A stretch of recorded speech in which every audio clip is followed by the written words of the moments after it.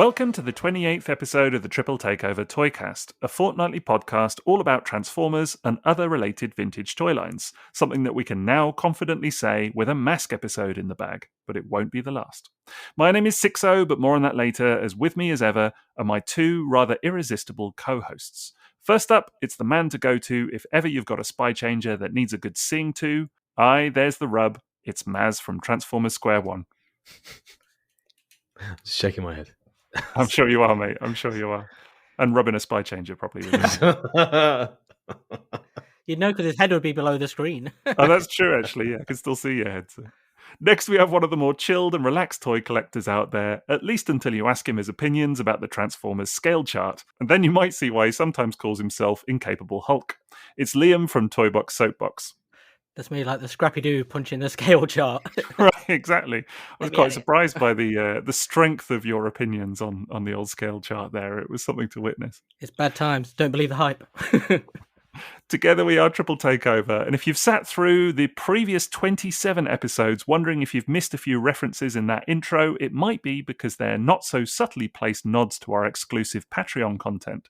Yes, as well as a range of other perks, we produce fortnightly minisodes on loads of more in-depth topics. There are currently 18 of these available, so be sure to get in on the full conversation by heading on over to patreon.com/Triple Takeover.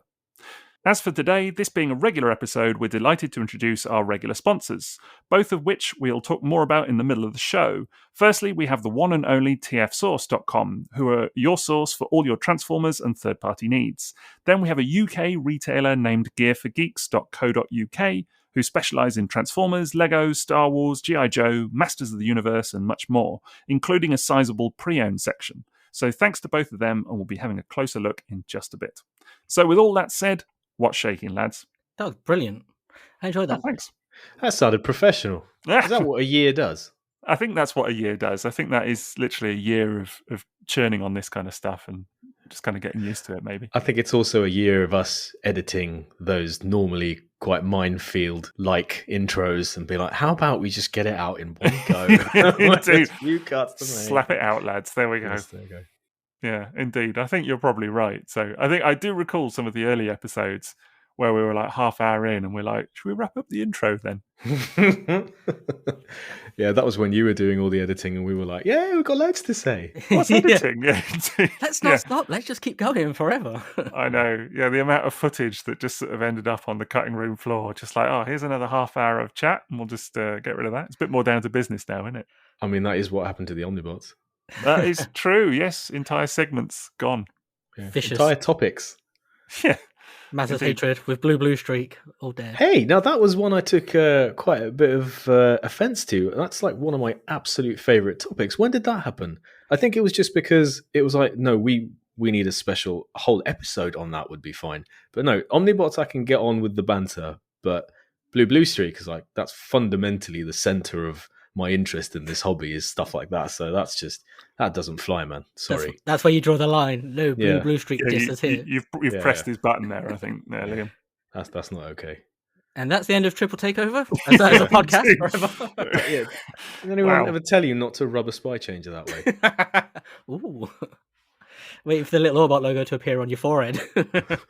I think all that rubbing, honestly, that was the peak for me. I just can't see that we're going to do another recording anytime soon that's going to top that. Just an entire evening of watching you rub toys was just surprisingly entertaining. I don't know. Yeah, and the thing was, I spent most of that going on, oh, it's not working, but I continued. Yeah, you did. Perseverance, absolutely. I love that we got to see you discover something live. Like, it was so funny, like you were convinced it was a trick. Yeah. It was magic. The only explanation for it. Indeed. Well, people will have to tune in behind the old paywall, won't they, if they want to give that one a listen. So, which I would heartily recommend. There are so many good ones of those. Well, exactly. And it's like, there's 18 of those now, and they regularly approach an hour. It's like, there's so much content there. And to access that is going to cost you £10 a month. And it's no surprise that when we do announce a minisode, we do get an influx of Sixo's butlers every time we put one out. His house is so clean as a result. Oh, man. I wish. Honestly, we're starting to pack up ready for moving at the moment, and it is carnage. I can't even tell you. So we should be moving in about maybe 2 months at this point. So fingers crossed. And we've definitely, it has begun. So the old collection is being packed up. So all the vinyl tech is in storage now, and for one thing, and all the alternity and that kind of stuff. Last in, first out. Yeah, exactly. That's the rule. So yeah, it's yeah. What can I say? It's a sobering experience. Not what I'm enjoying necessarily, but I got to write some articles about it, man. Something cathartic, I think. I did when I moved my collection, packed it up. I felt that there was so many emotions and discoveries and things like that. It has to be shared, really, and it's going to be a different experience for you than it was for me because I had a few toy lines. You've got all of Transformers, so basically, what would happen if Hasbro moved factories? So actually, it would be great to hear. In the TF wiki behind you. The M1. I have no idea where this idea has come from. Honestly, this whole kind of discourse about me owning all of Transformers. I don't know where that has come from. Yeah. Well, I can see plenty of toys behind you. Not an episode go. Yeah, but that's the only place you can see me. You pan my camera, you see a door. You pan your camera, you see a conveyor belt of new toys being produced. See a hallway. Yeah. And a wing. No. A wing of Customers. You're being silly now. Very silly. No, it's not that bad, but it is quite a sobering prospect to pack it all up, ready for moving. I mean, if he connected all the Micromaster ramps he has, he could probably just walk to his new home. That's all he has to do, just attach one to the other, and it's just a new pathway. The little butler's just going there with little trays with pretender hats on. That's maybe fair, I'll give you that, I have to say. I do have a lot of Micromaster ramps. Do you remember those old Diaclone adverts where you just got a convoy of, like, Optimus Primes just going down the road? Sixo's collection moving with his own collection actually driving the rest of it along. Yeah, it's oversized stuff. Yeah. I wish. I would love to see that. Honestly, that would make it so much easier. I'd love to be in a car as those are all going past and someone pointing one of the M10s going, that looks like a shoe. That looks like some shoes I bought. Isn't it Scramble City where Metroplex in like vehicle mode just comes over the crest behind the hill? That's his collection down the M5 or whatever. That's a lovely idea. No, the reality is quite different, sadly. We're at the stage of my wife questioning how much bubble wrap I'm using and things like that. So apparently I'm being a little bit liberal with the old bubble wrap. And so, yeah, that's well, every pretender hat needs protecting. Well, that's what I say. That's my point. So, are you individually wrapping every aerial bot gun too? Extra padding for the heads, though, mate. Indeed, extra pad. Oh yeah, I got to watch out for those heads. They've got like each aerial bot is just in like a massive cardboard box, just in the center of a pile of cardboard, just to keep them all right. Imagine your mum offering to help, and you're just like, not that box. You stay away from the aerial bot box. Exactly.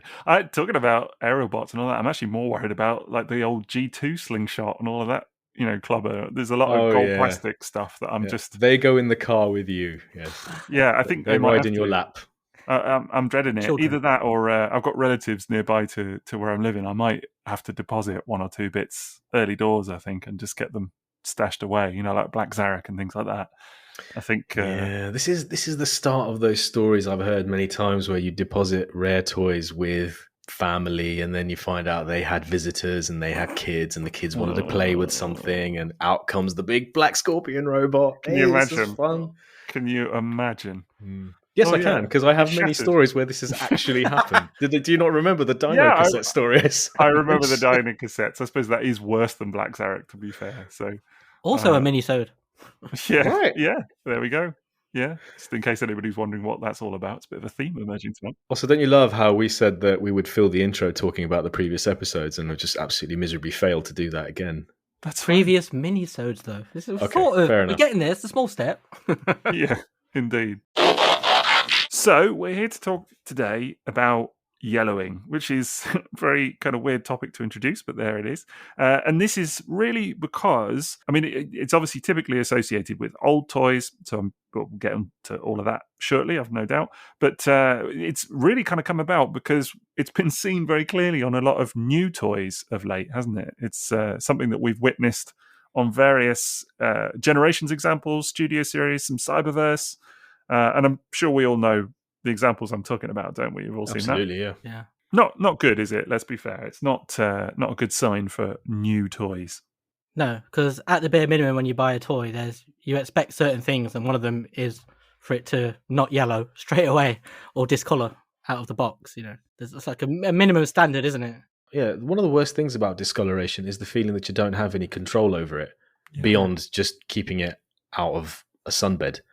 Yeah. But in the case of that Studio Series Ratchet that you were showing from the Bumblebee movie, I mean, that was... How long have you owned that toy? I think it came like that out of the box, but I only noticed it 2 weeks later. It's because all the photos I took were quite dark.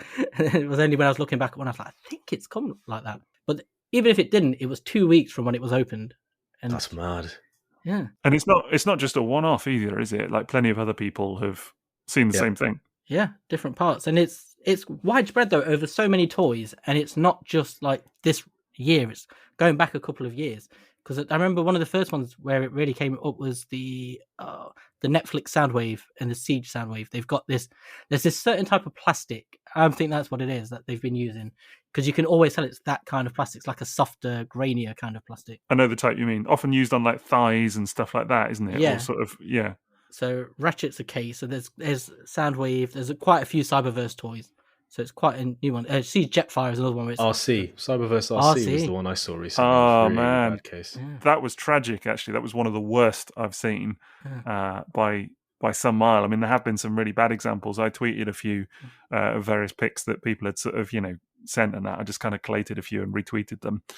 Just because it was like, ugh, this is kind of obviously a thing. But that Cyberverse RC was the one that I really... It looked like it had been dunked in coffee.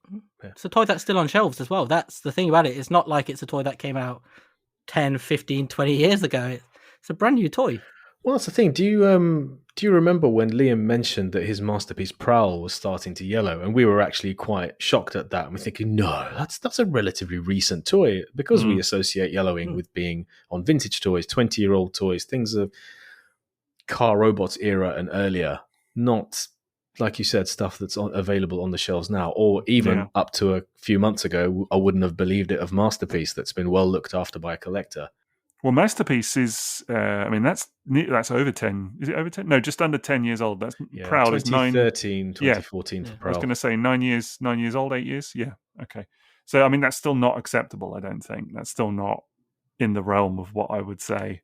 Oh, man, 10 years. Is good. I know we do this all the time, but 10 years ago when Masterpiece Prowl came out, I started collecting vintage Transformers again in 1998, and I felt like it had been a lifetime, and I was doing something that a child should be interested in. 1998. 10 years before that, Poxy Power Masters were on the shelves.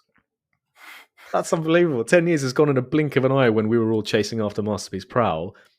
Anyway.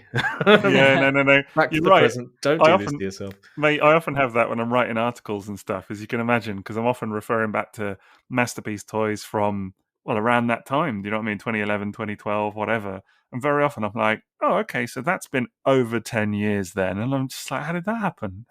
What? Your Prowl yellowed. I've had the same thing on Star Saber, funnily enough. Yeah. Yeah, when I saw my Star Saber recently, and one of the things the person who was buying it, one of the buyers wanted to know was, has it yellowed? So I had to look at it really closely, and sometimes it looks like it has, but fortunately it hadn't. It's just the way that it catches the light sometimes. And that's another thing with white plastic, isn't it? When you look at it sometimes, it can look yellow, but it's not. It's just the tint of your light as well. Yeah, and people's photographs online don't do it any favors. Yeah. I mean, God Magnus isn't even brilliant white, but I didn't realize that they used this sort of off-white plastic as standard. I can't imagine why they wanted to color him that shade, but that creates issues as well. All of them looked yellowed. You were mentioning my experience with Henke Skyfire recently. In the end, they all just looked yellowed, and I thought I'll just take a chance on a well-priced one that's probably never been out of the box, and it's perfect. But it's only when they go into the light tent that you can't deny what you're seeing. But with some toys, you have to put it next to another example before you can tell it's yellowed. Yeah. Particularly clear toys, I think, actually, that's true. Yeah, like, that's it.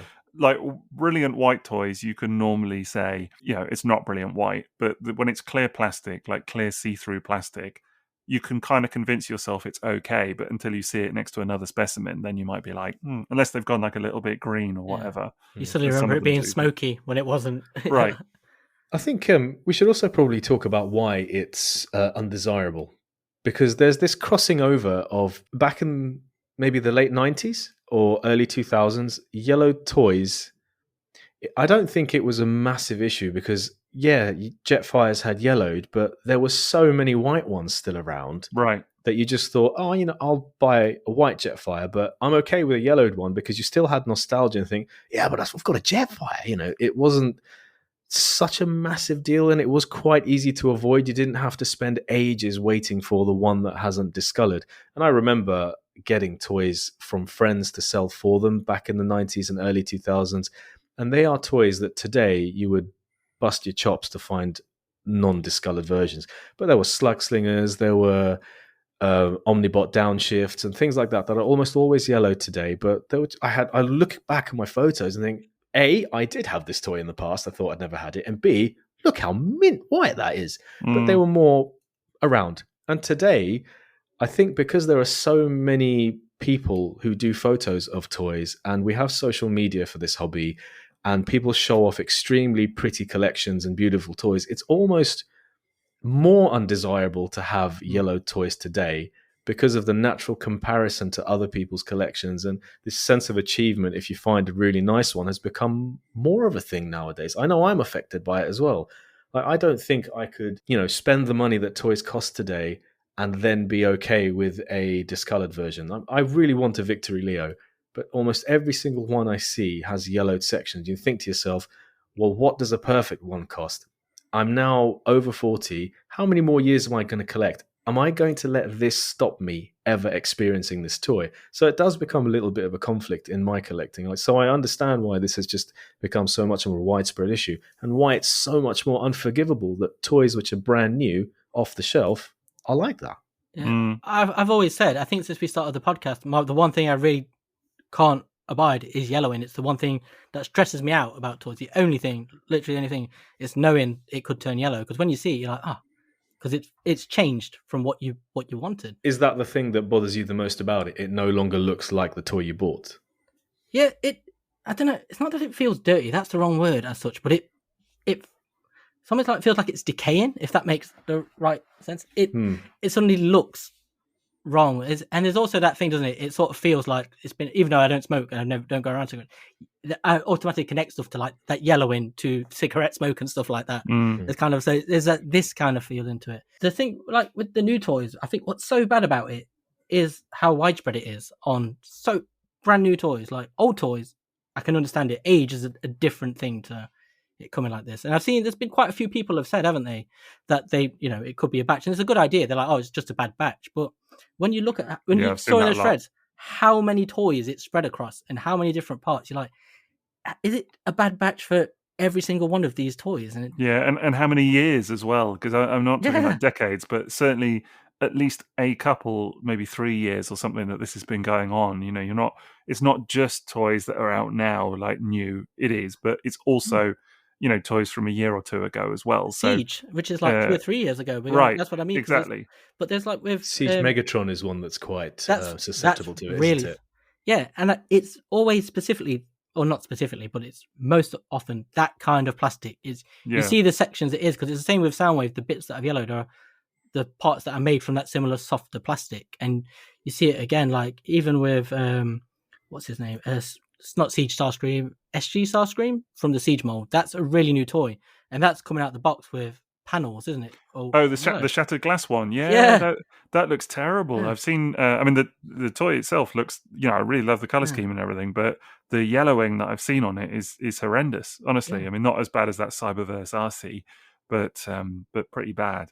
But it can't just be a bad batch if it's over several years worth of production. That's not like whoops. Do you know what I mean? We accidentally fluffed making this particular vat of plastic or whatever. It's they've obviously changed something about the type of plastic that they're using or whatever it might be, and maybe they haven't realized it, but it feels like enough people are shouting about it on social media now.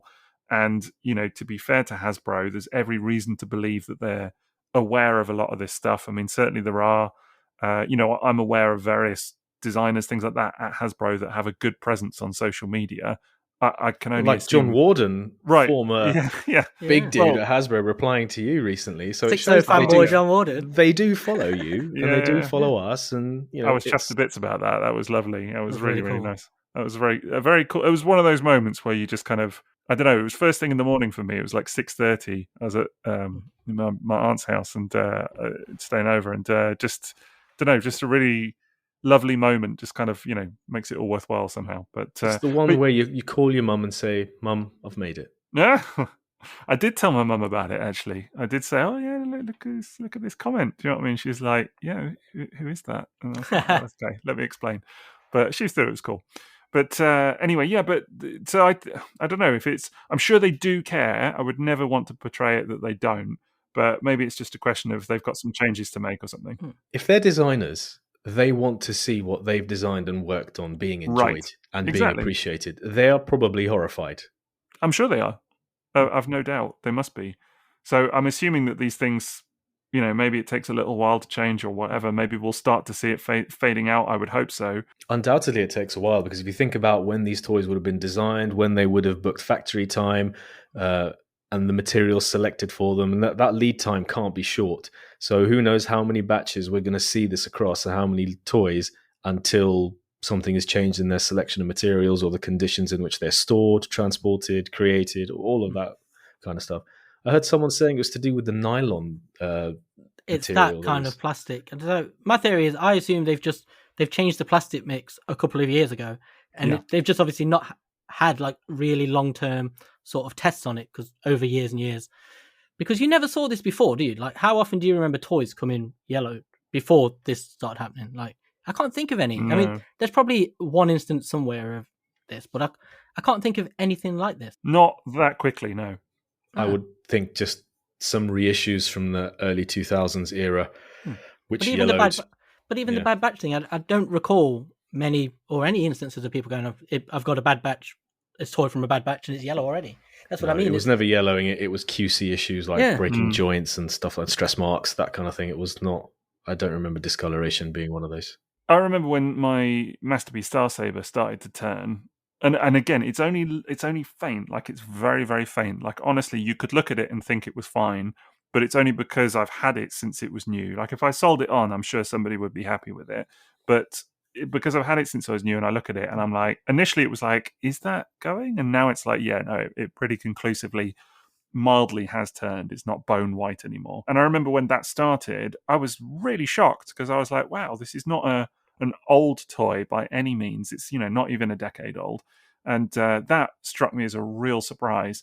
So the fact that now we're talking about toys that are actually still at retail, that's unprecedented in my opinion. Yeah, I've never seen it before. And for the longest time, yellowing was associated with the way in which the toy is treated and stored, what's happened to it throughout its lifetime.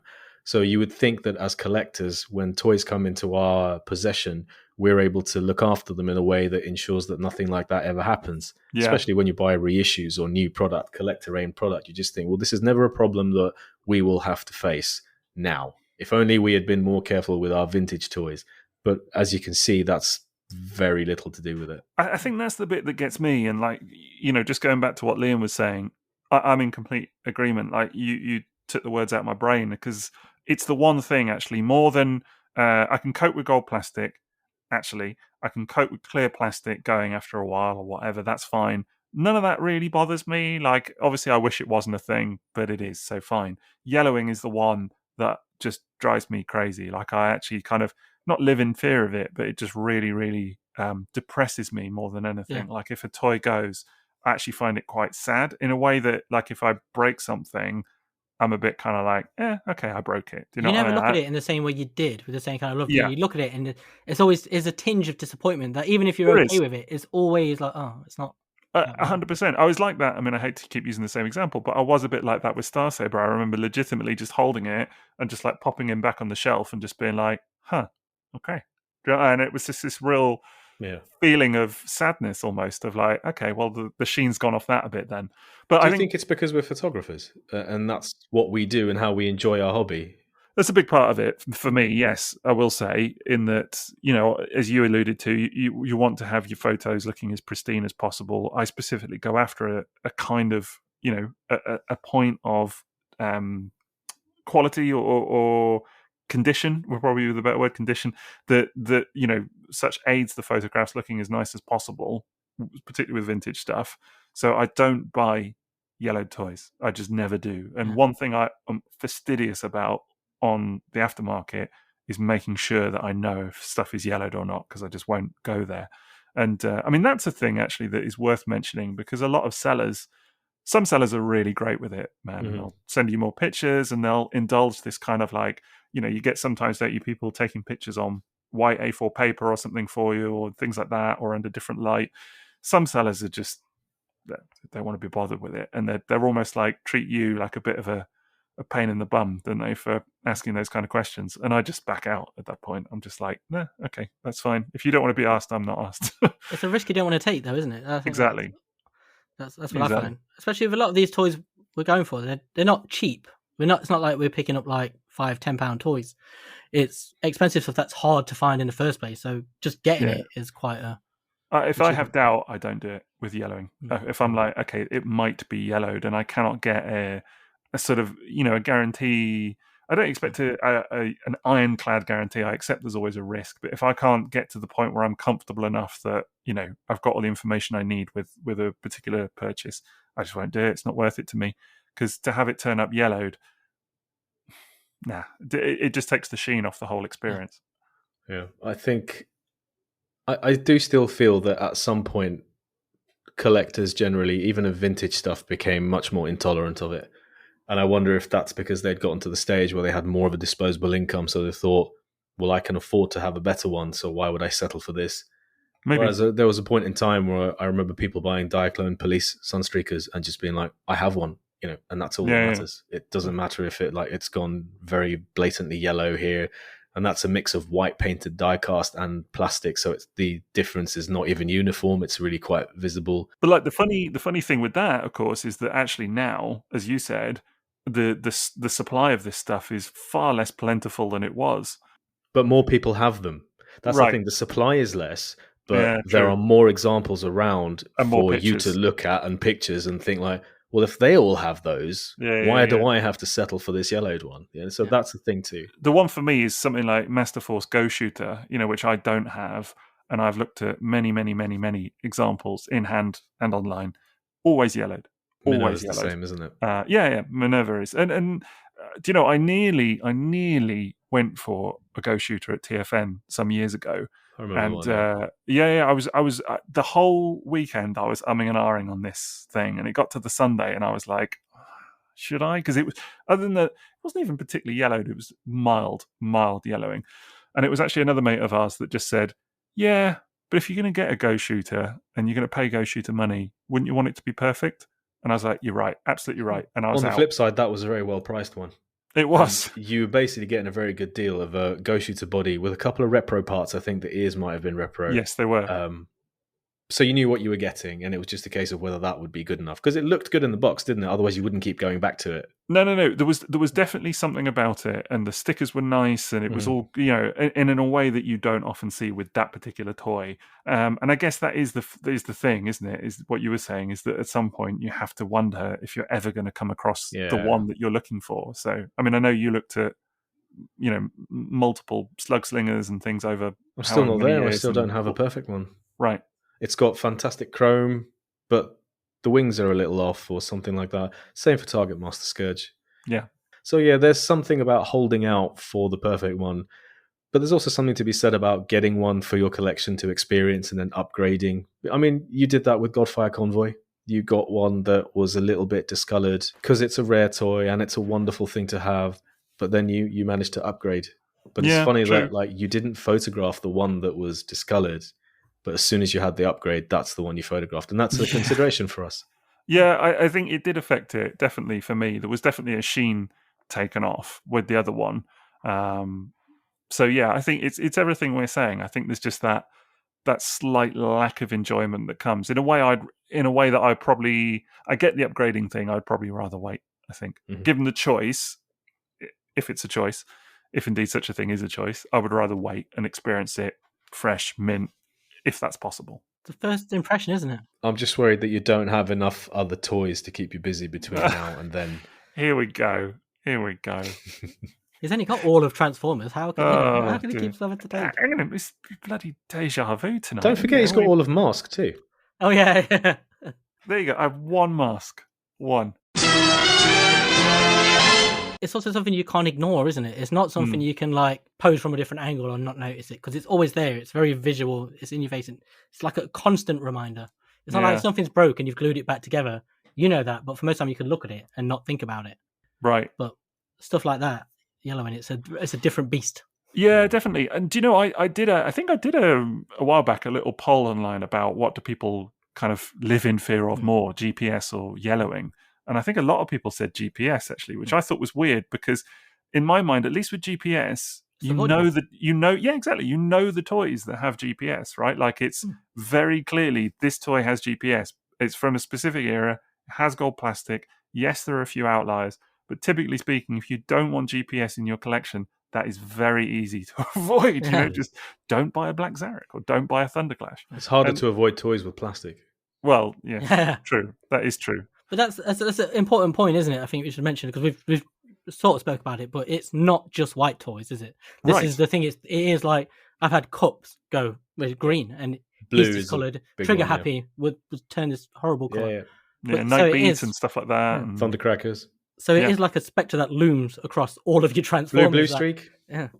I don't think there is any more blue streaks out there. I think virtually every single one has green tinged doors now. It's just how they are. It's how mine is. Isn't that the special edition green streak? Yeah, like that mini spy. It was $10,000 or whatever it is. Or that half gold Grimlock, which is that's still my favourite. Rare, one of a kind. Half gold Grimlock. You're all absolutely right about yellowing. It's an aesthetic issue for most people, and it does also pay to remember that discoloured plastic is weakened plastic, and it's not just an aesthetic thing. We mentioned this when we were talking about displays and stuff before. You look at those toys like Thundercracker or Trigger Happy, especially sparkly blue toys like Thundercracker. If that plastic has discoloured to a green, it's way more likely to shatter. And they do shatter. Starscreams shatter as well. The tail fin that plugs into the body. You try taking one of those out on an old Starscream, you're liable to break it. So that's I do think with vintage toys, sometimes discoloration is okay. For example, I have a Red Alert, a vintage Red Alert, and the only vintage one I have, and it has discolored. But something about it, I can't explain it. I photographed that toy as a yellow toy, and I think it looks magnificent. I don't really buy into this, oh yeah, but it's a worn toy, it's been loved, it's been played with, it has a story. I don't buy into that, and it's not what I'm interested in for my collection. I love that toys have stories and have been enjoyed. It's what they're for. It's what I do. I enjoy my toys. But for some reason, that Red Alert is gorgeous, and I've never felt the need to upgrade. I have reissues, but I almost think I'm more likely to sell those reissues than to sell the vintage one. And I almost sold the vintage one to a friend a few years ago. I'm glad it didn't go through because it's a lovely thing. And it is, a lot of it is in our mind. You know, I have a G1 Overlord in my collection, and it's both broken and discolored, but it's in my display. And I think I made peace with that one really early because I never expected to pay the price for a perfect Overlord. And I'm okay with it.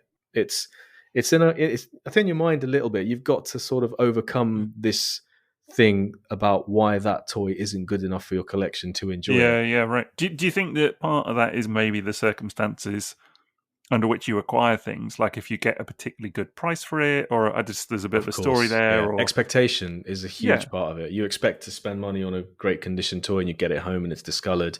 It's not what you wanted. It's not what you paid for. It's a killer. So absolutely, yes, I think that's a huge part of it. And you're probably saying that because my Overlord came from Graham and it was like I paid postage. Is literally I remember you got it. Yeah. For I mean, even better than the song. I remember it was. I think it's the amount of fun I've had with that thing. Even though it's yellowed, it's been photographed loads and enjoyed thoroughly, almost more so than a whole bunch of mint toys I own. But isn't that saying something then? So the fact that you're able to acquire that, incredible toy, like actually Overlord is a personal favourite of mine in terms of how much fun it is. And it's a toy that actually not many people get to experience because of the typical entry price. Yeah. But even for a yellowed copy, it can be. I mean, I saw there was one sold, actually. There was a chap on Twitter selling his for charity for Ukraine. Went for over $1,000, didn't it? Went for over $1,000, yeah. I was going to say, I think it was even about 1,200 or so. And, I threw in a bid on that. Did you? Yeah, to bunk it up a bit? Or... Help push it up. And Yeah. I knew I'd never win it for my bid because it was just too nice. Yeah. Well, every little helps. Doing your part. But that's, I mean, that kind of entry price, I mean, it was a nice copy, but that is just beyond what most people would even want to consider reasonable. And I don't know, just the fact that you got to experience that toy, even though it's yellowed, for a mere fraction of the cost, surely that's got to be worth it. So maybe you're right. Maybe there is, circumstances under which actually, although yes, typically the standard would be higher than that it's okay to think, yeah, Yeah, I can understand why it doesn't work for you with Ghost Shooter, because you own Siren. You've experienced the toy. This is a particular deco where Yes. the deco is everything. And I think it's the same with Metro Titan. I mean, you I wouldn't would- want to spend the money and get a yellowed Metro Titan. It's just No way. Metroplex with a Skystalker Micromaster. So Yeah, if all you're what a doing nice is the one. mold, if it's just about the mold, just get the cheaper mold, right? Like or go just yellowed if that's the one that you really want or whatever. But you wouldn't. I don't think you would pay top dollar for like an sort of extremely rare variant of something to only get the yellowed one necessarily. I wouldn't, certainly. No. That wouldn't be my preference. So yeah, you're right. I think already owning Siren and knowing Siren and liking Siren, yes, I want a mint Ghost Shooter for sure. But I think when it comes to things like variations, where maybe the deco is the thing, I still don't draw the line at discoloration. For example, I own Seiji variants and Mexican variants which are slightly discolored, just because I wonder if I'll ever get a chance to own another one today, seeing what the prices are like. Back in the day, maybe 2007, you'd think, no, I'll find a better one. I don't need to settle for this. There will be more. But I mean, today, if I found a black Mexican Prowl with quite discolored parts, I'd still very much consider it if the price was right. I think that's maybe different again. I mean, for it, like, it's not yellowing, but I have that Redfoot Optimus, G1 Optimus, and absolutely love that thing. But mine, the stickers are very worn, and in parts anyway. I mean, generally it's in very nice condition, but I mean, that I got that for a very good well price. Below market value. Yeah. And so for me, I'm happy with it because I would never actually really want to go near the price that it goes for typically. So I'm kind of like, it's not the sticker condition that I would go for normally, but I'm good with the compromise. So maybe there is that kind of element to it for unusual variants of stuff that you already own, for sure. My Jetfire is almost completely yellow, but and I would love to replace it, but the reason I haven't isn't through not being able to find a white one. It's knowing how likely it is to turn yellow once I have it. Mm-hmm. It's always put me off. That's the worst thing, isn't it? Is that you could pay top dollar and it's still going to blooming yellow, particularly with Jetfire. And the fear of it is off-putting too. I used to own a perfectly mint, unused white Jetfire in a gorgeous box, and it was even the one with the Macross sticker on the wing. It was a super nice Jetfire, the nicest I've ever seen. And it even had the little styro bar over the Jetfire in the box, had the extra small sticker sheet that comes with that specific version. It was an absolute stunning collection item. But I kept it in the dark. I kept it well protected, surrounded by silica bags to make sure no moisture got in. And at one point, you just think, is this how I'm going to enjoy this thing? Like, is this going to be the way I have to maintain this thing and never put it on display and take photographs of it other than in its box on that one time? And I just moved it on in the end because I thought, I'd rather not be the one responsible for it when it yellows. And I'd also like to get some of what I paid for it back, which is really a privilege, and I'm not entitled to that. But in the end, that fear forced me to move it on. It just wasn't worth it in the end to live with that sort of deal just to make sure it doesn't yellow. So sometimes even the potential of yellowing is enough to put you off a purchase. I'm like that with sealed toys, just to say, because like I had that with a Snapdragon, but I had a box one still with the bubble. But the reason I hate them in the boxes, as much as I love the box stuff, is it creates a question for me that I didn't want. Like, should you open this? Or, if you've got it like that. And then that starts to bug me. It becomes like a little fear, like, am I doing this right? Should it be like that? Should I take it out? So that's why I try to avoid mint toys, because I hate having to make that choice, really. Yeah, I get what you mean with that. I think with me, the thing with buying sealed is that actually it could be yellowed as well. And I guess this is the important thing to kind of get out there also, isn't it? Which is that people think that yellowing is just about sun, don't they, and sun damage. And it's almost like, if I can, as you were saying, Maz, if I can leave it in a dark room and all of this and away from the moisture, it'll be okay. But I mean, moisture is definitely a big part of it. Sun is definitely a big part of it. Temperature is a big variance. part of it. This is the killer. This is the main one, I think. And all of it is contributory. And you could get a sealed toy with a windowless box, let's say, and open it and it would be entirely yellowed. And wouldn't that be horrific to pay top dollar for some sealed, 40-year-old toy or whatever, get it home and then find out, oops, yeah, it doesn't really bear thinking about. And it's, to be honest, it's why, particularly with a lot of vintage stuff, it's not even so much the opening of it, it's that puts me off buying sealed specimens, just because you never really know what it is that you're getting. It's really commonplace in video game consoles. This is one of the places you see it loads, like particularly with like Amigas and Commodore 64s and old Nintendos. Super Nintendos. Super Nintendos. The Sega Dreamcast, stuff like that, is you'll see people will find them sealed in the box and they'll open them and they're yellow. They've never touched sunlight, but it's because they've been around, places with temperature, stuff like. But I saw someone saying he just kept it under his bed. It had sealed, came out of a case, never opened, and he took it out and it was completely yellow, like really horribly yellow. So in that case, it's the temperature. But that's the case with a lot of things, because I know people are worried about direct sunlight, but I think more than anything, it's the temperature. Yeah, we've got a mate who we've mentioned on the podcast before. We shan't name him because he'll take far too much enjoyment from that. But he has royalties. Yeah, indeed. So he's got a living room full of Optimus Primes, and I know that he had a thing with a radiator, didn't he? That's right. That he had some of them on the shelf nearest to the radiator. I have seen them of I don't. Am I being unfair to say horrifically yellowed? I think they've certainly gone to quite some degree, but it's noticeable. Man.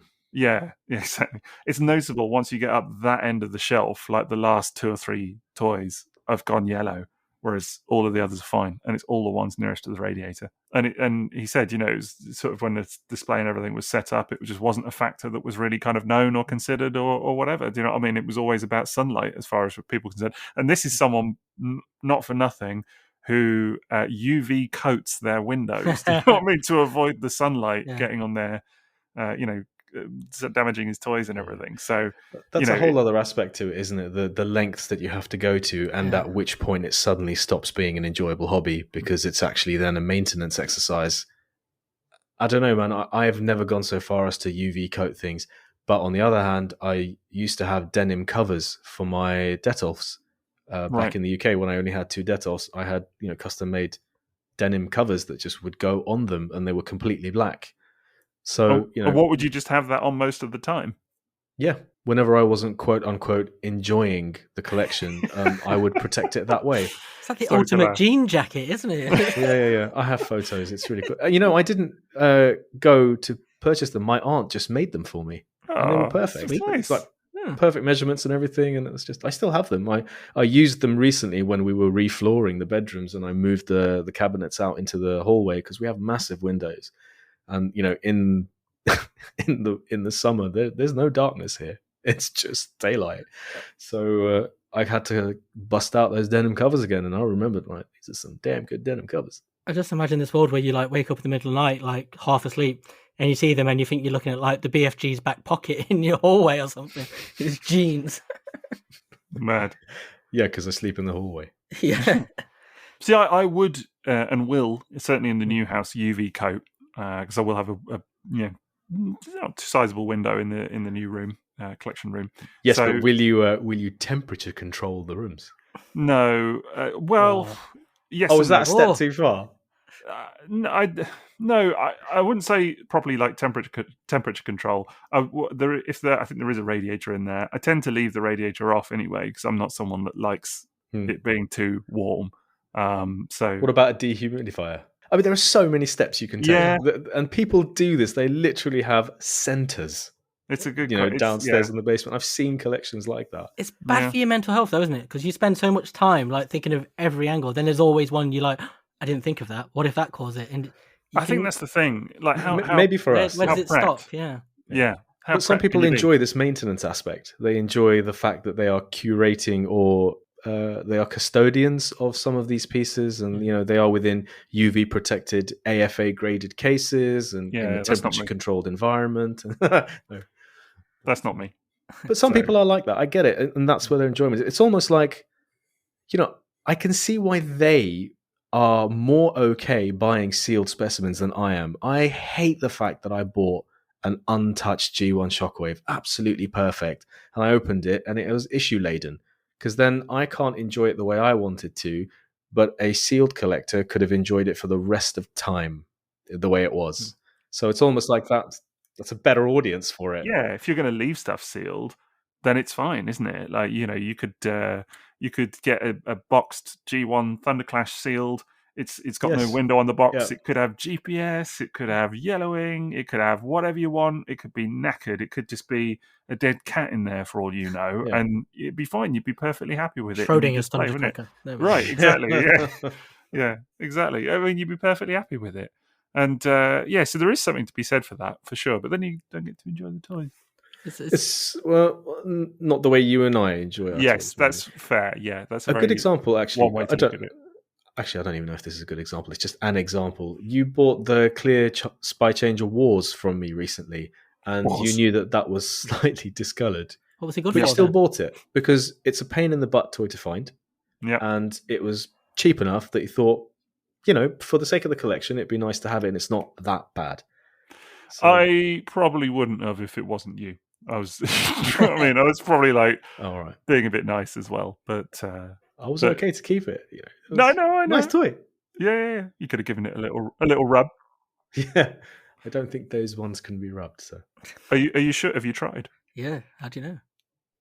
You know this tortures me, and you know how to torture me, but I'm not doing it. I heard something actually that they do have little heat sensitive sections on them. I heard that too. I haven't verified it, but someone needs to get rubbing.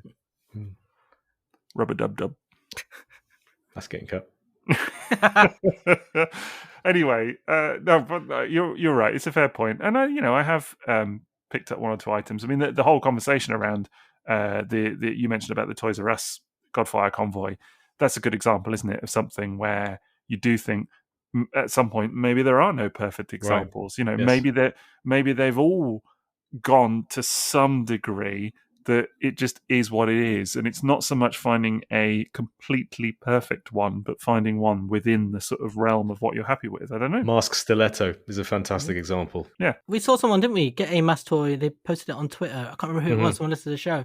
Was it Spider-Father? I think it was Spider-Father. Yeah, it was Spider. That's exactly who it was. And parts of it were crumbling, weren't they? Like the mask and stuff. Oh yeah, the actual mask. Yeah. But I think the stiletto itself was super clean, wasn't it? Yeah, it was. But there was another toy, wasn't there? It wasn't stiletto. You got another one. That's that was right. It was sealed in box. And yeah. Took it out. It was a bike one. Yeah, it's just the way it goes sometimes, isn't it? As I say. The Transformers will return after these messages. Okay, well, it's that time of the pod when we're going to talk about our sponsors. And first up is TFSauce.com, who are your one-stop shop for all your Transformers and third-party needs. I have a very good relationship with TF Source, done a lot of work with them, but they are always been very, very good with me. And they've got absolutely loads of stuff up on their site. So they do all kinds of like Masterpiece, Generations. They've got third-party stuff up there, as I say. I've been browsing their site a little bit today, and there's some really lovely stuff up on there. They've got a couple of things back up for pre-order. We were just talking about the old Unique Toys Provider, which has come back up, and things like Fans Toys Quietus as well, a couple of Fans Hobby bits, and lots of X-Transbots stuff up there at the moment as well. So I do recommend that you give them a look. You can add things to your stack, which is always really, really handy as well. So if you're not ready to make a purchase just yet, you can stick it in your stack for when you're ready to kind of load it all together and get it shipped in a bundle. So check them out. It's tfsource.com for all your Transformers and third-party needs. And of course, we're also sponsored by Gear for Geeks, which are a UK-based website. That's gearforgeeks.co.uk. And they have Transformers. They also have a pre-owned section, which is what we focused on the past. And this is not just pre-owned Transformers, it's pre-owned M.A.S.K. Just loads of toy lines. There's Lego there as well, and also clothing. The most amazing thing about gearforgeeks.co.uk is that you can actually find a page where you've got animated toys, robots in disguise, car robots, pre-Transformers from before the G1 Transformers had even launched. We went on at quite some length about the really small wind charger that had come out. And you'll also get test shots, so pre-production items, because the owner, Morg, is actually quite a big member of the community. He's a collector who's been around a long time, knows what collectors like. So that secondhand page is definitely, you just never know what you're going to find there. We were talking recently about the amazing prices on Robots in Disguise Optimus Prime and Ultra Magnus Omega Prime. Basically, you could have had it for less than £75. Or if you're really into crocodiles with arse guns or Zoids, as they're otherwise known, there are those toy lines as well. But certainly, if you're into new toys and you're not interested in buying them directly off the shelf, brand new, you can check out the used section, the pre-owned section on gearforgeeks.co.uk. Get yourself some Siege, get yourself some War for Cybertron figures, or even Kingdoms, stuff that came out really super recently, or, a Throttlebot wide load. So check out gearforgeeks.co.uk.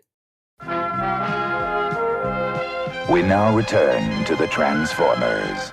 Okay, so before the sponsor segment, we talked a lot about kind of how yellowing makes us sad and things like that. But I think it might be interesting to explore a bit more of the kind of the science, in a kind of Jennifer Aniston style, like Here Comes the Science type way. There's a vintage reference for you. Our first guest is Neil deGrasse Tyson. Welcome, Neil. Right, yes, indeed. Here he comes. But yeah, I think it'd be interesting to talk about that side of it. So, I mean, first of all, what's your guys' understanding of what actually causes yellowing?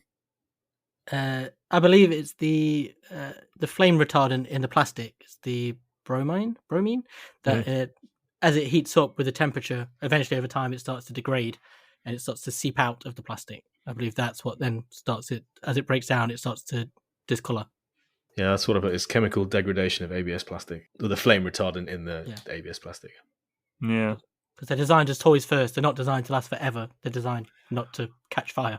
The thing, clearly nobody back in the 80s thought that we'd still be here 40 years later, still going on about them, did they? That's the thing. So nobody now was thinking it, apparently, based on the recent toys. Yeah, well, that's the thing. It's a 1 week thing, then you've lobbed it out, yeah. That's the thing. So presumably, though, it's something different in the new toys, isn't it? So that's specifically like an old thing.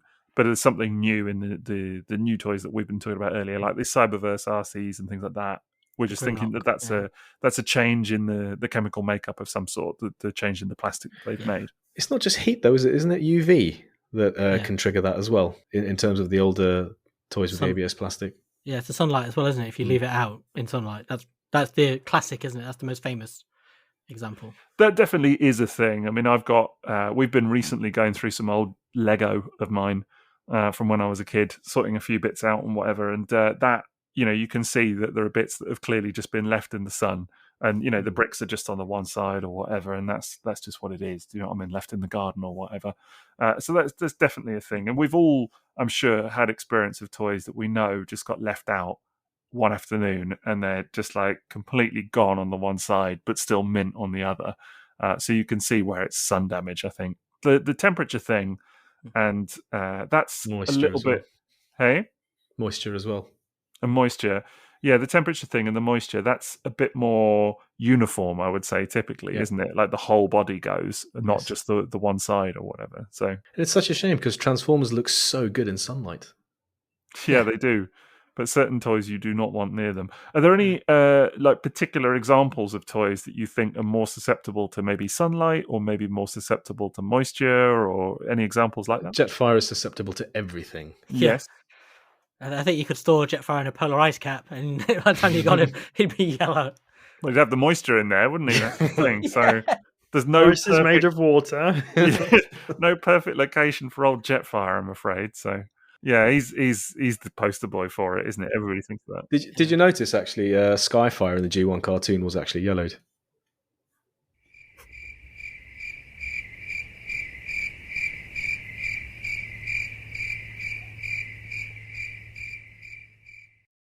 Guess you didn't notice. What in the polar ice caps? You mean? Yeah, because I thought that's right. what he was referring to when he said that. I thought he was way ahead of us there. No, I didn't think he was. I thought he was just making a reference about the temperature. Yeah. But yeah, you're working on another level there, man. Yeah, That's like and the sound you hear in the background is that joke landing like a lead balloon. that's just. It's not my washing machine this week. Reykjavik Airport. A whole other level of meta there, man, I have to say. So. But what about do you think there are toys that are particularly more susceptible to like moisture damage than sun damage, for example? Or do you just think It's so hard to say because you look at yellow toys. First of all, you got to wonder, did it happen in my collection or did it happen in the previous owner's collection? Because the damage may have been caused while it was in the possession of somebody else, and then you buy it, and the degradation takes so long that it happens in your collection. So you don't know whether was it heat, was it moisture. That's always my fear, actually, is that you could buy potentially like what you see as an entirely mint AF specimen, and you get it home and it's good for a couple of months, whatever, and then it starts to yellow. And you're sitting there thinking, well, what did I do? Do you know what I mean? But actually the damage was prior to you even getting your hands on it. Yeah. Other toys that are notoriously susceptible are things like Minerva. Yeah. They just seem to, and Ghost Shooter, they just always seem to be discoloured. Nose cone. His nose cone is often yellow. The Technobots, what's his Lightspeed, his little white canopy. You mentioned Slugslinger earlier. That's a fantastic example of a toy that is so difficult to find without discoloration. Trigger happy. Yeah. What about stuff like Hunger and things like that? I've never noticed many discoloured Hungers. Is that the Seacons as well? The Seacons. Seacons, yeah. Really turn. Yeah. Ultra Magnus is another one. Reissue Ultra Magnus. Virtually all the Macross Valkyries are susceptible. Things like JRX, and Rail Racer. It's quite common to find discoloured versions of those. God Magnus was one that recently. How many times did I ask? Is that discoloured? Jazz. Yeah, Jazz. Nowadays, it's super hard to find an unyellowed Again, Jazz. Studio Series Jazz as well. That's another one, famously discolouring straight away. It's vintage authentic. That's what it is. It's just like they remember it. Didn't you have a lot of trouble with the Micron Legend Prime? Yeah, that's God. Oh man, you guys know all about that. Yeah, I got one.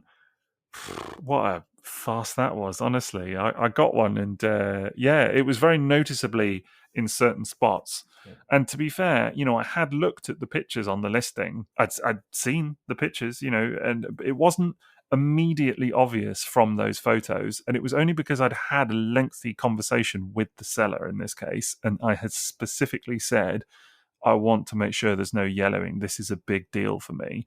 And he was very like, there is no yellowing. I guarantee you. Do you know what I mean? So then when it turned up, and actually in hand, it was so obviously yellowed. Like there were bits on like the legs, on the shoulder. Like there was blue that was dark blue where it's supposed to be light blue, but there was also white that was just off-white. Do you know what I mean? And it was some bits of it were really heinous. The face had kind of gone like a weird greeny color. Things like that, but that's where your problem is. You said if anything yellowed, but it had greened. Right, exactly. You hadn't asked the right question. And this is quite apart from the fact that the box had been axe murdered. Well, he swears that happened en route. I think at one point he was trying to blame me for that, which it all got a bit. I don't know what it got. Honestly, it was a mad situation. Honestly, it got to the point where I had to send him pictures of literally me having opened the thing. And you sent in me.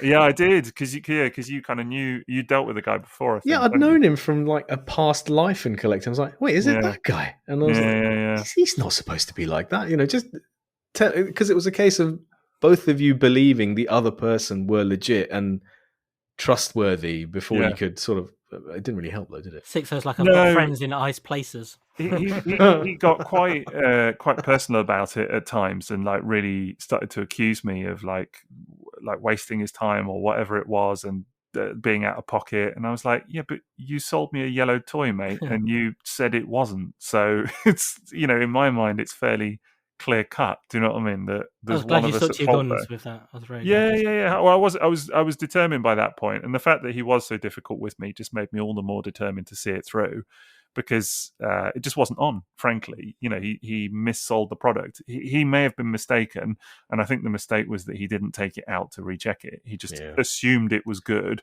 and said, "Yes, I guarantee it's good." It wasn't a good one, but that was definitely an example. And the thing is, you were buying from someone who was a collector, and not just a collector of anything. This guy used to collect prototype G1 and rarities. He knew about condition. He knows all of these pitfalls. Right. When you buy online, it's a lot harder to get a non-invested person who isn't a collector and say, look, is that yellowed? I know, can you just put it next to something else? Can we be absolutely sure? It's a bit harder to have that conversation, but from a collector, you would expect better.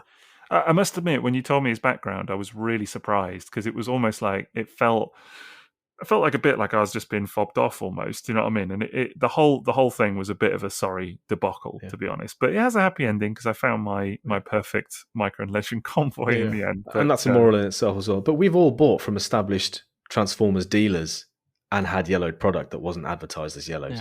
Yeah. All of us have had that experience. So you can't even say that there's one source that is holy in that respect. I do find it is one of those aspects that some people try and not pull the wool over your eyes with, but they try and gloss over it a little bit. Do you know what I mean? Or treat it as maybe less serious than it is. And I think possibly that's because in some cases anyway, some collectors wouldn't care as much as maybe we do. I don't know. It's the scarlet letter, isn't it? It's like you say a toy is discolored. That is it. It's like that toy is the social pariah out of all toys. It's the one thing people don't want to hear and then won't purchase as a result. Toy shows discoloration because it's a slippery slope. It's a downward slope. And you think, oh, well, that's only going to get worse on the toy, isn't it? So I'm buying something that is in the state of deterioration. That's always my thought. Always my thought is like, if it's slightly yellow today, what's it going to look like in 3 years' time or whatever? Do you know what I mean? And like, what it's also got to get to me, let alone then,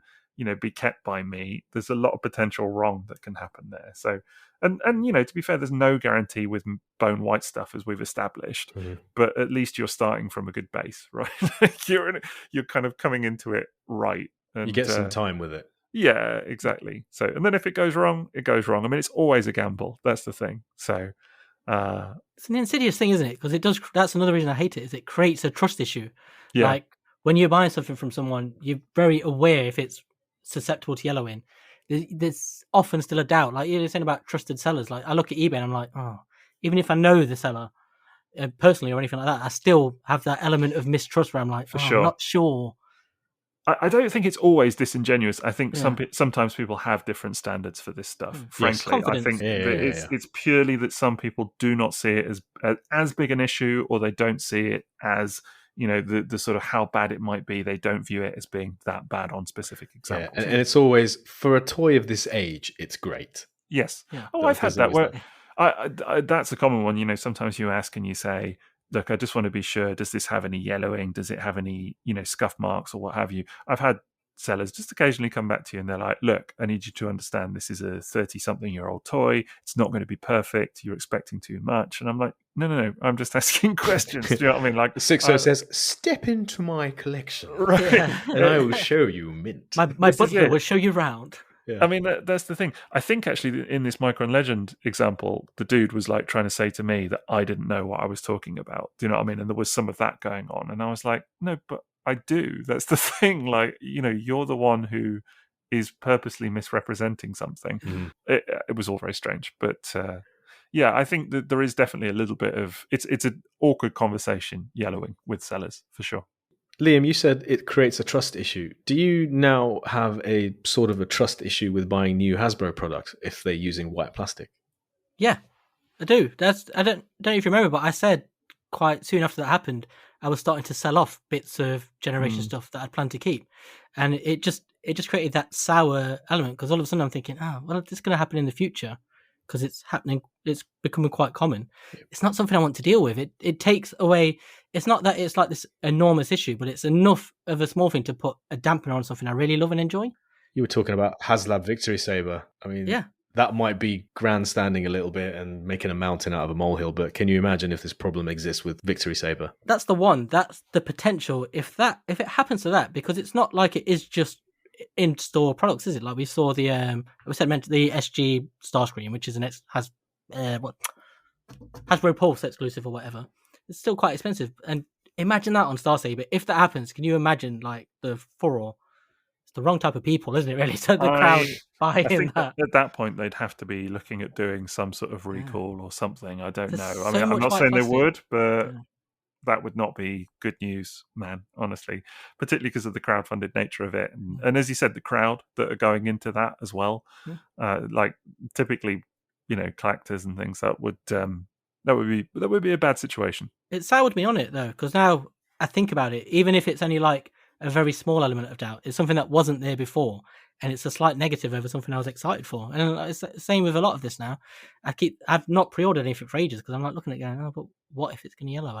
I didn't realise that was the catalyst for it. I Yeah. knew that you were starting to kind of wane a little bit on some generation stuff. I didn't realise that specifically was it. Yeah, that was the trigger that made me start reevaluating it and looking at it. It wasn't, it became more stuff once I started thinking about it as a more wider thing and where my interests were. But that was genuinely the first thing that was like, oh, it made me start step selling back. off your white trainers. Yeah. Now I start buying that Mr. Clean thing. It's cropping up. Just one other thing I wanted to mention, which I think is interesting, is packaging, because I have seen numerous examples from like the Generation 2 era, for example, that have yellowed through the packaging. So I think I told you that I got an initial G2 Ramjet that was yellowed, but it had never been taken out of the box. Do you know what I mean? So it's a sealed thing, and as soon as I opened it, I could see that the bubble was a little bit gone, and it had kind of, a lot of the bubbles from that era do yellow as well. Some of the bubbles and things on the packaging, the kind of blisters. But my experience at that point had typically been that where the blister has gone, slightly discolored, that actually the toy inside is very often fine. But this Ramjet, no, it was almost like it had cooked inside. It was like completely the opposite, and it had gone this ridiculously like dark green almost. It was really something to see, and that's a dark purple toy. I mean, well, very sort of darkish purple. So that's, talking about what we were saying earlier about, it's not just white toys. It's very, it can happen with a lot of different colors. I think it can even happen with some reds and things like that. So Manta from M.A.S.K is one that's like purplish, and that's a real susceptible one to yeah, for sure. Do you know what's really sad about G2 Ramjet is the new one does exactly the same thing. That's already happening. Yeah. You can't be serious. Yeah. So we've seen our good friend John Strong, Napalm, both for Manfish. His one, he showed the arms. It's sort of discolouring. That's terrible. Oh yeah, the green bit. Yeah. I had seen that. Not on the purple, but on yeah. And that's a brand new toy. Like again, that's sad, man. And that's collector aimed. Yeah. That's not even people getting on your case. Look, it's a children's toy. Can you please focus on more serious world issues today? That's just literally not doing its job. Yeah. There was that guy, wasn't it, that was like, this is the definition of first world problems. Yeah. And we're not giving him any more airtime. No. But I thought it was so silly just because it was like, well, no, people have paid money. They just want to get what they've paid for. Like, literally just that. But anyway, forget it. But just going back to the packaging thing. So for me, it was just an interesting kind of eye-opener. And actually, I became more aware of the fact that some bubbles are genuinely fine. Like you can get a yellowed bubble. So, for example, my battle chargers, my run amok, famous for it. Yeah, well, the bubble had yellowed, toy fine, absolutely mint inside, and I was, not gonna lie, I was like slightly nervous, but so I think it just must be specific eras, and clearly they've made some changes to the packaging over the years as well, and it seems that the G2 era is not good for it. If you've got a yellowed bubble, you're gonna have a yellowed toy. Same with like Diaclone power dashes. On cards, they typically always come with yellowed bubbles. Toys inside are okay, but it's the bubble. G1 Snapdragon is another one. Yeah. It's weird that they had it fine through Diaclone and a lot of the G2 era, and then G1, and then going into G2 is where it becomes a problem. Oh yeah, where the toy is actually affected as well. Yeah. Of course, you get examples of that in G1 as well. Yeah, I'm sure you do. It's bizarre that it could be either way. I've had some good gambles in that regard, where I've had yellowed bubbles and it's paid off, I would say. Yeah. Do you not think that, like you say there, it could be either way though? That is so much a part of why this is so bothersome for us all, because it's almost it's not even just look of the draw. It's something you have zero control over at all. It's like you just it could happen, it couldn't, but there's nothing you can do about it. I think that's exactly it. I think that is exactly just enjoy them while you have them for what they are. Yeah. We're not entitled to perfect collections. This is a choice we've made to, enjoy this hobby in this way and buy the toys that we do. I just wish I could live by that a bit more than just say it on a podcast, because it affects my buying all the time. I think like, well, if I buy that and I photograph that, it's not going to be a perfect picture, and then what are people going to say? And I just have to stop caring about that, honestly.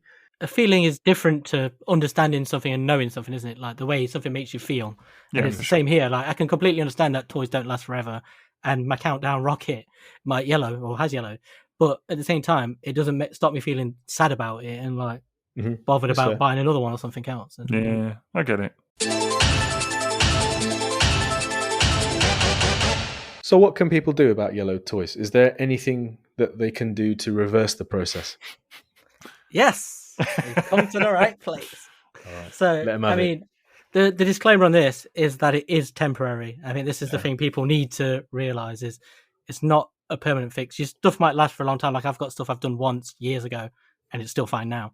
But then other stuff I had discolor within a couple of months. It's just, again, luck of the draw. But one of the things you'll see often is people saying you use hydrogen peroxide, the liquid, and they bath it in that. I don't do that. I think this is a terrible way to do it because it can affect stickers and stuff like that. The best way to do it, I've found, is to buy the hydrogen peroxide gel. It's hair developer. You can buy it on Amazon for like £4 or £5. Big bottle of it. It's 40 volume, and I think it's like 12% or something like that. But you buy that, and then you can apply it on the specific points you want to apply it. And I think that's far better. And it doesn't affect the stickers or anything like that. Liquid doesn't get anywhere. You just literally just paste it on. And then I always wrap it up, the bits that aren't being covered, so they don't yellow in the sun. And then you just put it in like a Ziploc bag and leave it in the sun for a few hours. It's mad. To reverse sun damage, you put it in the sun. Yeah. Yeah, it's so counterintuitive. Or under a UV light. That's if you, in the winter or whatever, or indoors. But it's really easy and it's dead simple. But again, it's just your mileage will vary with it because I've done it with... Yeah. Who was it? I think it was one of the nose cones I had. His nose cone had gone yellow and it whitened it.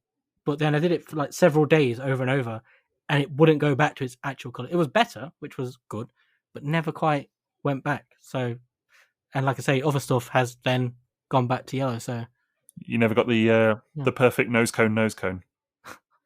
Can you repeat it? For example, if a Skylynx goes yellow and you completely redo the shuttle and it goes white, but then it discolors again a few months later, do you repeat the procedure and it has the same effect? Yeah. I've done it in the past, like with some that yellowed very quickly again. I've done it and again it goes fine. And that when I did it last time, it lasted a bit longer. So again, it's completely up in the air.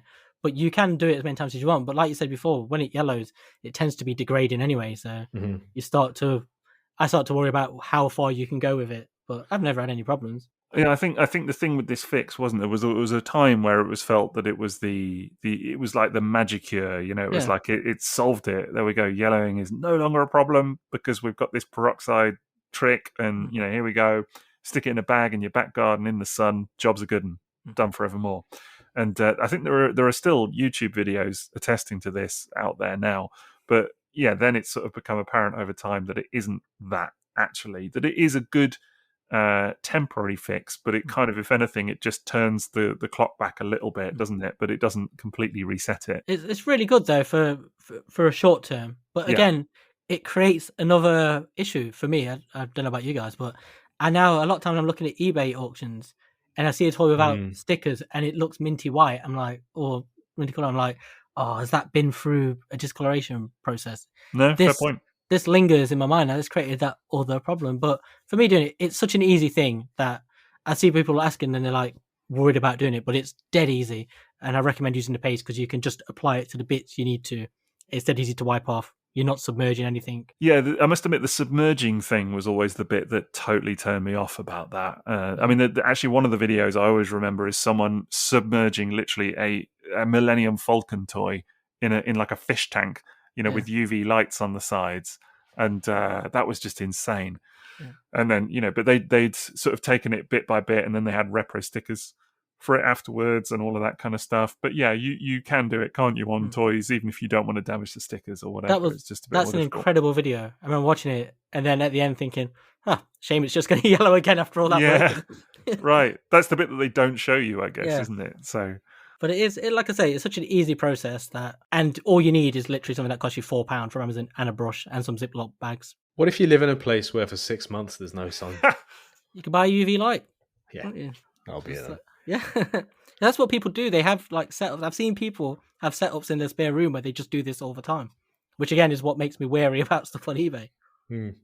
That you're right though about the eBay thing, because that is I've thought that before, and we sort of hinted at it earlier, didn't we? Is that you've got no real way of knowing then that the toy that you're getting isn't one that someone's previously done this fix on. This is the thing. It's just the minefield of collecting. I mean, I know there are really good chrome pens out there, and people have restored chrome to G1 toys, especially something like Slugslinger's chrome nubs on his chest. I mean, you wonder, like, has that been restored? Is that perfect out of the box? You know, is the rest of the toy in a condition that you would believe that that's not worn? So it's part of the minefield.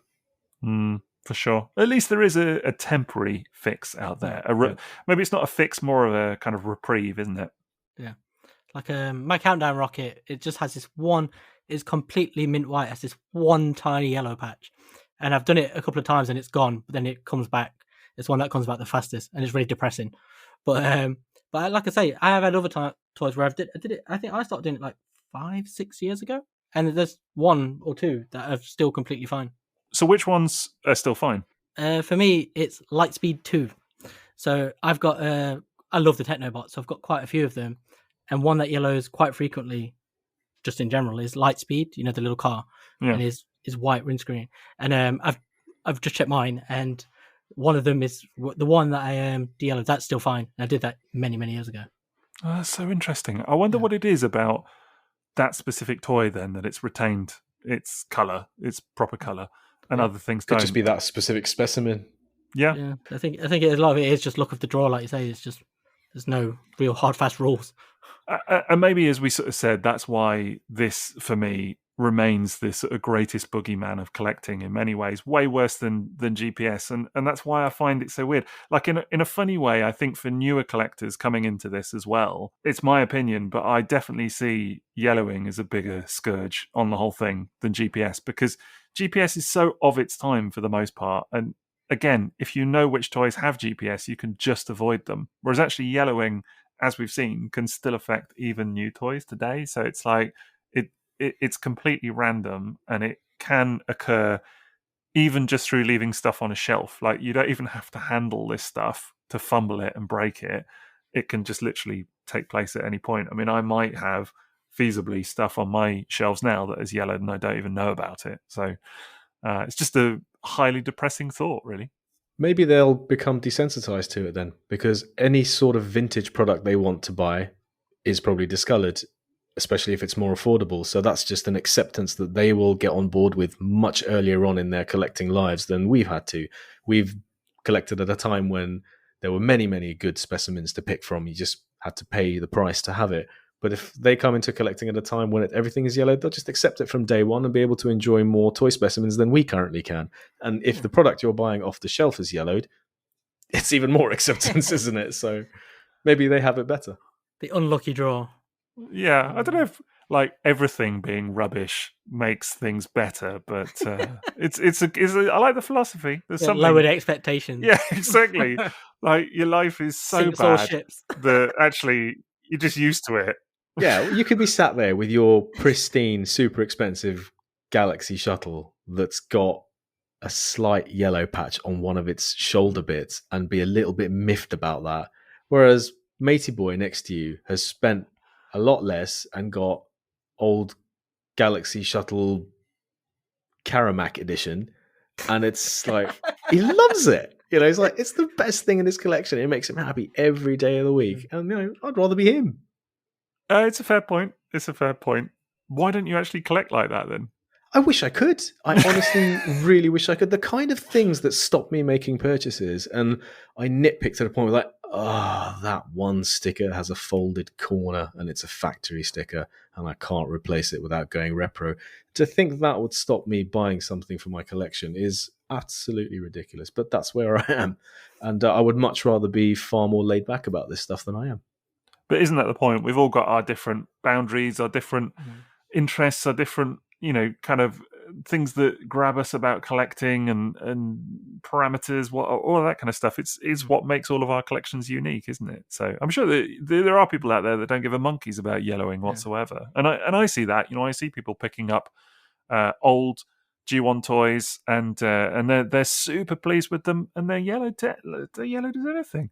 And for me, I'm like, I can't imagine that, but it's great that there are people that don't give a stuff about that, and it's great that there are people that are just happy to have that thing in their, on their shelf or to play with or whatever. Yeah, I think as well for me, like so much of this hobby is like trying to capture that feeling I felt as a kid, with these toys. Yeah, and seeing a yellow toy reminds me that it's old, and so it changes that feeling fundamentally. What I like about what makes me happy with Transformers. Maybe yellow toys are our own awareness of our own passing mortality, at the heart of it all, and that's what frightens us. Or just a reminder of how much money we're wasting. Indeed. Yeah, Anyway. the Simpsons editions. Right. But there are occasions where yellowing can be good, though. For example, Action Master Shockwave. Oh yeah, because it made it into The Galactic Man. Radio Shack. into Shockwave, didn't it? Yeah. So that's not bad. We'd never have brown Metroplex. Actually, there was a yellowed. They were talking about the Action Masters. There was who was it that had a yellowed Action Master Soundwave, and it looked like Sound Blaster. There you go. It was hilarious. Natural variants. I was like, "Is that a custom?" They were like, "No, it's just yellowed." Color changing over the longest time. Yeah, it's absolutely amazing. So there's yeah, a character arc for you. Change the look, and you can get a green G2 Ramjet. There you go. Absolutely. So I think yellowing is amazing when it's gone so far that it becomes oranging. I think that leads to some delightful looking things. Don't forget, cigarette smoke can be another cause of discoloration on toys. Well, then we had there was that sparkless toy recently, wasn't there? And actually it was funny that looked exactly like some yellowed prowls and things like that, yellow G1 prowls on eBay. It was just had the same look to it, like 40-year-old toy that's yellow as anything versus the new thing that's been designed to look like that. So it's just kind of amusing. But there you go. Anyway, I'm sure that's going to about do it on the topic of yellowing. So unless there's anything else to add. Yeah. I've got to ask you both a question. Oh, go on. So we're talking about toys that are yellow. So I've got to ask this question. What colour do you think Piss Magnus is going to turn? Well, it's going to turn into dehydrated Piss Magnus, isn't it? It's like, I haven't had any water for 12 hours. Magnus. It's going to turn from first day of a 3-day festival to hungover fourth day after a 3-day festival. That's what it's going to turn to. Sugar puff smelling. Right, exactly. I dread to think. So, well, yeah, that's been the topic of yellowing. I mean, we can come back and revisit this at some point in the future, I'm sure. And if you are interested to hear us talk more specifically about the fix or whatever, there's always potential for a couple of mini-sodes along the way, I'm sure. Just to remind you of our exclusive content on there. And who knows, maybe we'll talk about GPS at some point, just to kind of cover off all our bases. So that'll be fun.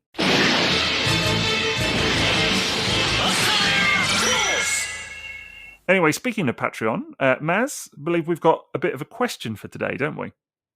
Yes, of course. One of the perks of being a patron is that you can ask a question and we bank these questions and then we answer them on the show. And today's question is on the subject of damaged toys, which is kind of perfect for this. It's from Amar, and the question is, have you ever had a friend or family member handle a toy and it break? How did you handle the situation?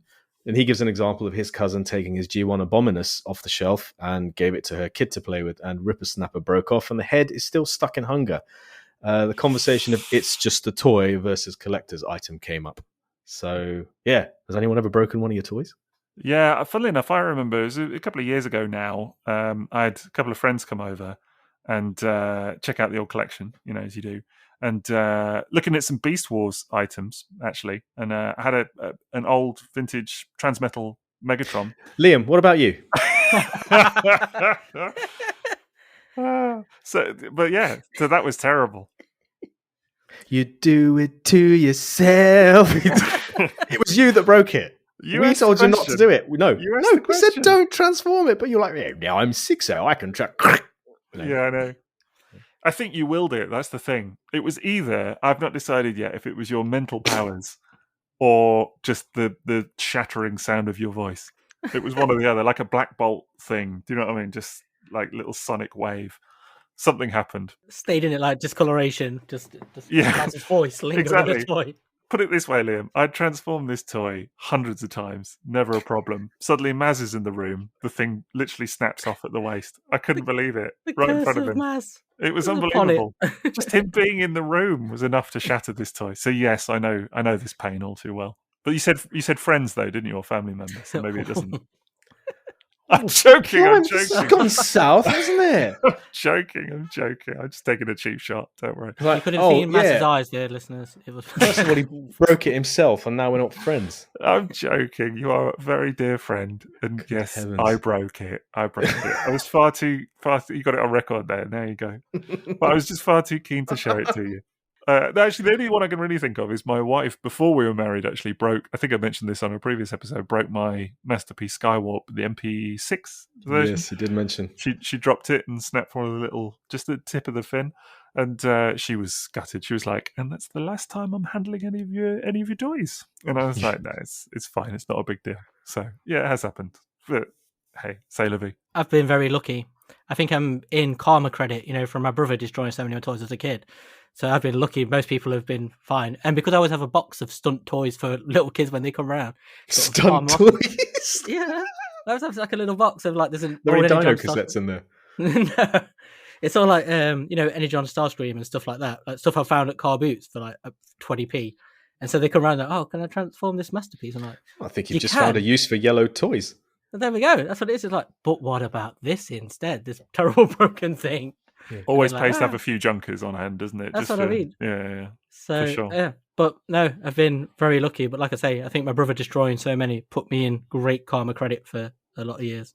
What about you, Mez? Trying to remember an actual breakage. I remember my wife knocked a reissue Macross Valkyrie with all its armor off my desk at home when she was using the computer. I think that the most amazing thing for me was that when she told me that she'd knocked it off, and I came home and I said, "But didn't you say all the pieces came off?" She goes, "Yeah." I said, "Yeah, but all the armor's attached." She goes, "Yeah, I'll just put it back on." I think I was actually more impressed than anything else. But it did also make me think, like, how many times have you knocked it off that now you know where the armor goes? Other than that, a friend of mine once came round and I handed him a Diaclone red Trax, and I said to him, "This is like my rarest thing." And the first thing he did was drop it on the corner of a wooden box. And I just thought, oh my God. And of course it fired the missile off behind the bed and everything. It was not a happy day. Oh, there is one example of someone actually broke something, but bless him, he's a wonderful bloke. And it was Steve-able. Oh yeah. Came around, he was trying to show me that the inside foot of the Masterpiece Sound Blaster opens, like the inside instep on the foot. And the thing, he was kind of stuck, and he said, no, I can open it. And then he broke it because I insisted that he open it because he knew how.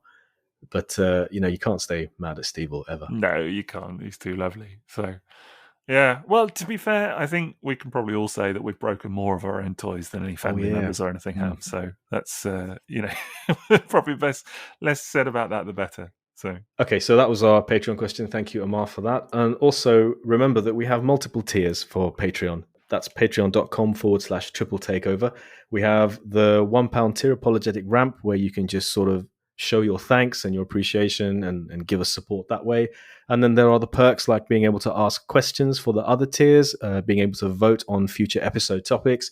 And the top tier for us is the Sixo's Butler, where not only do you get a shout out on the episode, which I'm about to do, but you also get to choose mini-sode topics, which are exclusive to Butlers. And these can range from 20 minutes to sometimes an hour. And it's we've done 18 of them now, and they're all on the Patreon. So, by all means, sign up. We've got more sign-ups all the time, so we must be doing something right. And that extra content is just there waiting for you to access.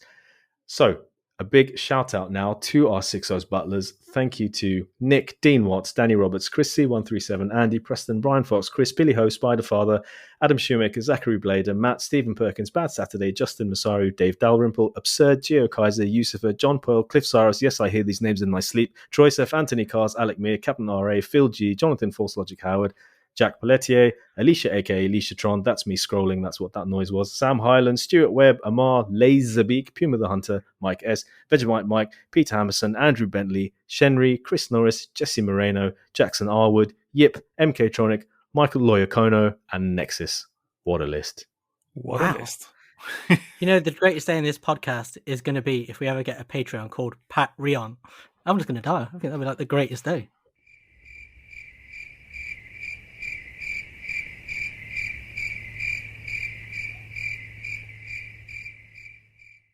Pat Rion. Yeah, we heard it. Yeah, we got it. We got it. Just say it one more time. Yeah. Pat Rion. Wow. Okay, I just got it Yeah, actually that last there we go. time. Could be a Because postman. if you put those two words together, it's Patreon, which is what I was just talking about. What? I did not know that. I was just thinking of, maybe I knew someone called Pat Rion. Well, if you ever do meet Pat, you should tell him about our Patreon. Yeah, get him signed up. This is like that Arctic ice conversation all over again, honestly. Anyway, I'm still waiting for the punchline to that to land somewhere. Yeah, exactly. It's landed in the Arctic. That's why you can't hear it. He'll be explaining it after the credits roll. Honestly. Anyway, a big thank you to our two sponsors for today. So that's tfsource.com. Check them out for your Transformers and third-party needs, and gearforgeeks.co.uk. They've got loads of stuff, Transformers, and many more toy lines besides, including some pre-owned stuff. So big thank you to them. Do give them a look. Okay, and if you like cool stuff, we've got you covered. You could wear a T-shirt with Triple Takeover on it. So literally covered. Yeah. If you want to look cool, get a backpack. If you're going to school or something, you get socks with Triple Takeover. Do you like tea? A lot of people like tea. You can get coasters. Well, you're just supposed to pour tea over the coasters. Well, yeah, it gives them a nice rustic feel, doesn't it? Used. Rustic is just another word for messy, isn't it? That's what this episode is. It's rustic Transformers. That's what yellowing should be rebranded as. But they don't yellow, so you'll be fine. But you can check that out at redbubble.com/people/triple takeover/explore. And if you want to interact with us, if you've got any comments on this episode, any questions, or you just want to follow our content, you can find us on Instagram and Twitter at @triple_takeover and on Facebook at triple takeover, all one word. Lads, where can they find you guys? I am at TFsquareone on Twitter, Instagram, and Facebook. I am at Sixo TF on Twitter, Facebook, Instagram, and YouTube. And I'm at Toybox Soapbox, everywhere there's an at. Well, that's going to do it for our conversation on yellowing today, I think. And just like the toys in question, we're a little bit washed out, so it's time for us to fade away lest we tarnish our spotless reputation. We'll be back for more toy-related banter next time, so as ever, keep it sleazy.